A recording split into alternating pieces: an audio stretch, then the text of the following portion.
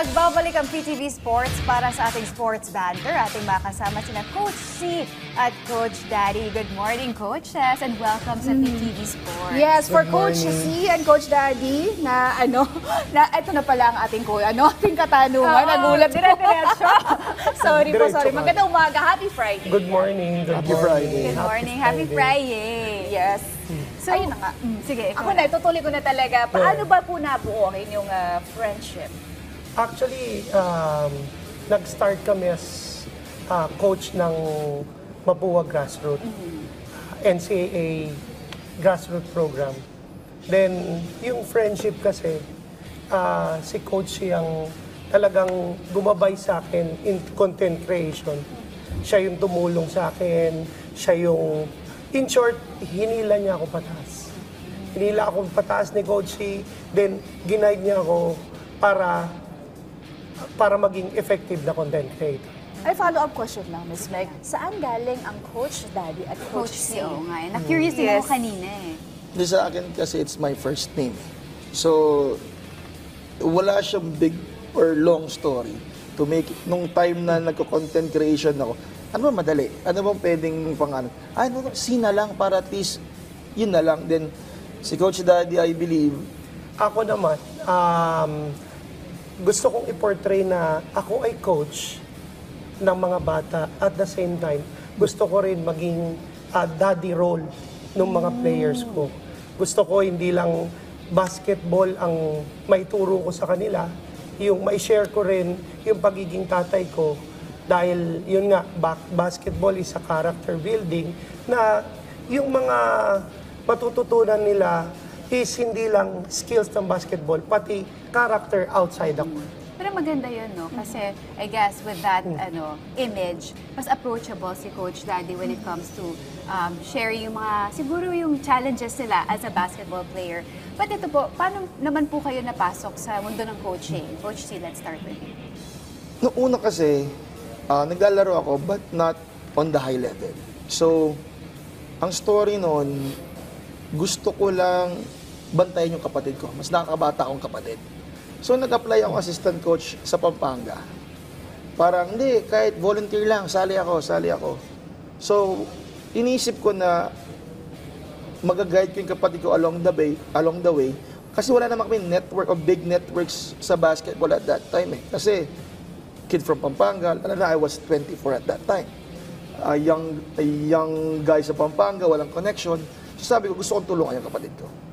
And then, along the way, I met people, diba? I met coaches na nag-lead, kina Coach Daddy, kina Coach Mark sa Mapua. So, now, kahit naman pa paano, may connections na. I mean, yun nga, we're just older, pero we're using basketball as a tool para at least ma-help namin yung other kids, matulungan namin mga other bata na nangangarap din papunta sa mga higher leagues. About kay Coach Daddy. Ako naman, malaki ang utang na loob ko sa basketball. From my father na naglaro pa ng Mapua, then naglaro ako ng Mapua, then yung anak ko ngayon na naglalaro sa Mapua. Then from there, talagang even sa mga companies, ginagamit ko ang basketball para maging ka-close ko ang mga kapwa ko katrabaho. Then from there, talagang passion ko siya. Binigyan ako ng opportunity ni Coach Mark na maging part ng Mapua team. Then at the same time, thank you rin to Mr. Longbam na binigyan kami ng opportunity maging part ng NBL Manila team. Ngayon naman, ano yung mga teams na na-handle nyo na? At saka yung current na na-handle nyo currently and then the previous teams na nahawakan. Start with you, Coach. So from Pampanga, we are at NAASCO. I think kasi UAP, NC din NAASCO at that time ng 2017, 2018. Then we have a mini UAAP sa Pampanga at that time which is UCAAP ang tawag namin. So that's Pampanga Schools. MPBL Season 1 with Sir Gary David. That's the trial stage. Anong team? Bataan Defenders. Kasi Season 1, trial stage kami nun eh. Then, yun nga, bumagsak din ako sa NCAA, kina Coach Daddy, kina Coach Mark sa Mapua. Coach Daddy. Ako naman, nag-start ako as HOA President. Then from HOA President, nakikita ko maraming athletic na player dun sa lugar namin. pero wala silang basic skills, yung fundamentals. I started sharing my knowledge there. Then at the same time, nagbuo ako ng team, nagpaliga ako doon. Then from there, napunta ako sa mga teams, mga commercial teams. Then napunta ako ng Mapua. Then ngayon, hawak namin ang Quezon Huskers na 16 under. Then NBL, yung Manila Team Men's. So, you've coached, nagko-coach kayo ng both local, grassroots, and professional. Yes, Pero yes. paano nyo napasok itong content creation? I started 2015. I was inconsistent at that time. Ngayon lang talagang year na to na naging very consistent. Kasi ako, ang naisip ko, nang gusto ko ma-share yung knowledge ko eh. Parang hindi pa umaabot ng reach at nung time na yun. Pero nung medyo nagba-viral na paunti-unti, yun na sabi ko, ang naisip ko, yung mga natuturo namin, hindi lang pwede ko sa mga nakikita namin. I want it to parang reach to a point na kahit Luzon, daw Visayas, daw Mindanao, na makita nila na kahit pa paano kami maging guidance nila na, hindi, wala akong coach kasi maraming bata na wala naman kaming coach. So, habang pinapag yung mga video mo, coach, natututo kami, namomotivate kami. So, yun naging parang namin, yung parang, nag-push sa amin na, sige, gawin na natin ito on a consistently basis, or everyday. So, ayun nga, naging kapartner ko si Coach Daddy nung content creation namin. Pero ang gandang way nito dahil nga ang target nila is younger generation at karamihan sa kanila. Talagang, alam mo, they're always online. And if they easily adapt at sa mga napapanood nila, and which is a good way dahil dati yung sports is more on physical lang, di ba? Ngayon, napapanood nila at the same time nag-e-enjoy sila. Tsaka mas mabilis pumasok sa kanila yung mga skills when you start them young. Hindi pa matigas ang ulo. Tama yan. Madali pang turuan. Yes. Teachable. Legit. Madali pang turuan. Hindi naman po, magbabanggit kami ng mga pangalan ng mga basketball influencers na na-guest na namin dito sa PTV. I-rate nyo sila ng 1 to 10 sa kanilang basketball skills and why. Okay. Okay. Una na dyan, si Hang Time. Si Amtime, Anak niya. si Amtime, ano ko yan anak-anakan ko yan. Si Amtime, at his weight, very athletic. Very athletic. At saka, may mga moves siya na akala mo, ang bigat-bigat niya pero mabilis siya gumalaw. So from 1 to 10, Oh, ano yung rate rating? I-rate ko siya mga nasa 6 or 7.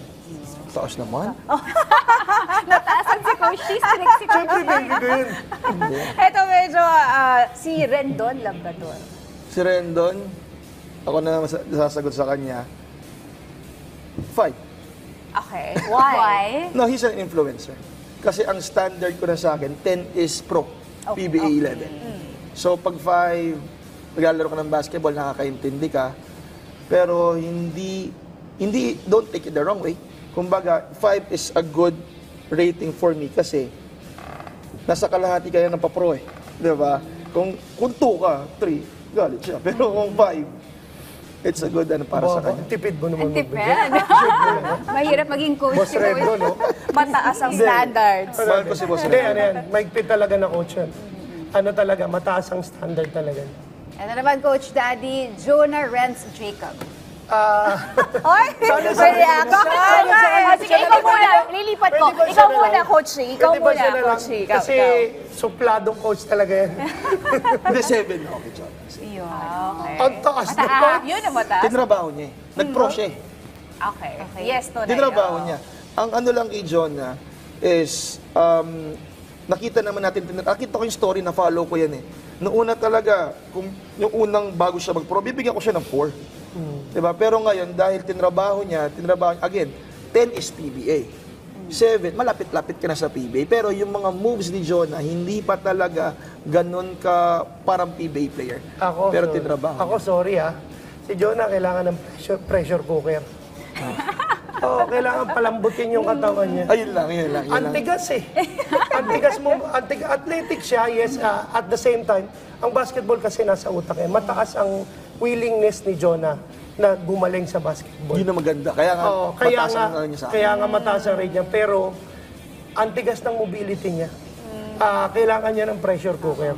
Yeah. Salungat ngayon ang scoring system. Yes, yes. Opinion lang naman namin. Yes. Eto kay Coach Daddy, si Julius Manalo. Kilala natin. Ay, Julius Manalo, ako ano ako, generous ako eh. Tsaka isa sa mga idol ko yan, sa akin, mga 8. Kung 7 si Jonah, baka nga 9 pa nga si Julius Manalo. Kasi si Julius Manalo, from scratch yan. Talagang nakwento niya sa amin na talagang strive hard siya sa basketball. Simula bata yan, at the same time, nakapunta yan ng collegiate level ng basketball. PCCR, kung di ako nagkakamali. Dahil pulis siya eh. Then at the same time, naglaro ng pro. At kung mapapanood nyo yung mga vlogs niya, napaka-technical ni Julius. Pwede rin ako miss-score kay Coach. Sige, Oh, go. naman. Yes, yes, yes. Hindi. Bawal. Hindi. Ang IQ ni Coach Julius sa akin, 10. Ted, mataas. Totoo yan. Yung 10. IQ. Ano yan? IQ kasi hindi lahat hindi lahat may IQ sa basketball. They know how to play, but hindi lahat alam nila ginagamit o hindi nila ginagamit yung IQ nila. Coach Julius is a very smart basketball player, very intelligent basketball player. Hindi ko pa nakita yung mga highlights niya. Kaya hindi ko siya ma-rate doon sa paglalaro niya. Pero I believe nandiyan rin naman siya sa pro level. Tama naman si Coach Daddy, 8. Pero IQ ni Coach Julius, it's a 10 for me. Well, I can vouch to that kasi napanood ko siya maglaro na nasa MPBL pa. Kung naglaro siya, then eventually nag-coach siya. So among all the players, he's one of the playing coaches. Kaya iba talaga ang basketball playmaker IQ. ganito, Yes. PBA kasi ang 10 eh. Sa akin dapat nandun ko. Or, Kaya nga 9 pa ako eh. di ba? Malapit na sa 10. Oo. Eto naman, finally, Mr. Longball. Ikaw kakabali. Ako kasi, Turuan bigla. mauna ka na kaya? Hindi ako, kung pag-uusapan natin ang total package ni Mr. Longbam, para sa akin, Total 10. package. Total meaning, package. Alam mo kung bakit? Yung sobrang taas ng hilig niya sa basketball, as in talagang nag-i-invest siya para lang gumaling, para lang matuto, para lang makisama sa maraming tao. Yung nakikita niyong role niya na marami siyang basher, actually kabaliktaran yun. Kaya ako nasabing 10 eh. Kabaliktaran yun ng totoong personality ni Mr. Longbam pagkasama niya na yung mga totoong players at saka pag naglalaro ng basketball. Pero kung pag-uusapan natin, magsasalita na siya. O, ikaw na. Back to you. 10 sa akin. Kasi bakit? Mas papanoorin na madla si Longbam pag pumunta sa isang lugar, sad to say, kaya sa isang PBA player. Masakit man pakinggan, pero people would rather watch Mr. Longbam, i-bash siya through social media, instead of kung wari ako isang bench player sa PBA, mas pupuntahan si Longbam. So, yung crowd, basketball is all about the fans and crowd. So, most likely, magpupuno ng stadium to si Mr. Longbam. For entertainment, 10 siya. Yes, yes. Ayan, last yung nabanggit niyo na yung kay Longbam, yung Longbam Squad. Nabanggit niyo sa atin yun Yes. kanina. Mabilisan lang. What is it? Anong goal nito? Ang goal ng Longbam Squad ay bumuo kami ng grupo para tumulong sa mga kabataang basketball player. Tumulong, magkaroon ng charity, then mapakita yung totoong other side ni Mr. Longbam. Then at the same time, ang main highlight is to entertain Filipinos, mapamahirap ka man, mapasangsulo ka man ng lugar, bibisitahin kayo ng Longbam Squad. This is the Itbulaga of basketball. Yun. Yun ang, ganda, yun ang goal namin. Wala maganda doon, no? Si Coach Sisa sa Coach Daddy, using their skills, maximizing it, at definitely talagang sinishare kung ano man yung meron Sa kayo. kabataan. No? And Yun ang not just a maganda. skill, but also yung character. Kaya maganda. Finally, meron po ba kayong mga messages, shoutouts, at gustong batiin? The floor is yours. Ako, gusto kong pasalamatan si Coach Rick. Ako, kasama ko na siya, pero siya yung gusto kong pasalamatan. Dahil talagang sinuportahan niya ako sa content creation. Ultimo edit siya nag-edit para sa akin. Doon sa mga sponsor namin, and at the same time, gusto ko lang batiin yung wife ko, Maricar. Ayan. Coach C. Siyempre yung wife, very supportive. And my whole family, Coach Daddy as well, kasi nga siya naging guide ko pagdating ko dito sa Manila. Siya yung nagiging tatay ko. Saan ka dapat pumunta, saan ka dapat hindi pumunta. And at the same time, Team Rebel Sports, thank you po. And all sa sponsors, salamat na salamat po. And sa mga bata nangangarap, patuloy lang, kahit mahirap, tuloy mo lang ang laban. That's a nice message. Maraming Teammate salamat. Sheila, Yes. sobrang kapos. But Oo. we want to thank Coach Daddy, Coach Thank you C so sa much. inyong oras. Maraming Dami pa bang salamat po. questions? Oo, at Next madami time. pang nakalatag, kaya lang di pumasok. Samantala, teammates, everywhere, mapapanood din na kami. Tunghayan ang aming programa sa free-to-air channel PTV4, digital channel 4 The Box Channel 12, TV Plus Channel 4 at sa Sky Cable Channel 29. At para sa mga updates at live streaming, i-follow nyo kami sa aming social media pages sa Facebook and YouTube at PTV Sports Network. Subaybayan nyo rin ang lineup na inilatag namin sa PTV Sports Network mula 8 a.m. to 10 p.m. At dyan na po nagtatapos ang isang oras ng sports balitaan. Ako po si Sheila Solaysay. Muli tayong magkita-kita bukas sa inyong favorite sports program. Ako naman po si Meg Sioso Nabaya. I'm Coach Daddy. And Coach C, Magkita-kita tayo next week. Happy weekend, teammates! Dito lang yan sa inyong favorite sports program, ang PTV Sports.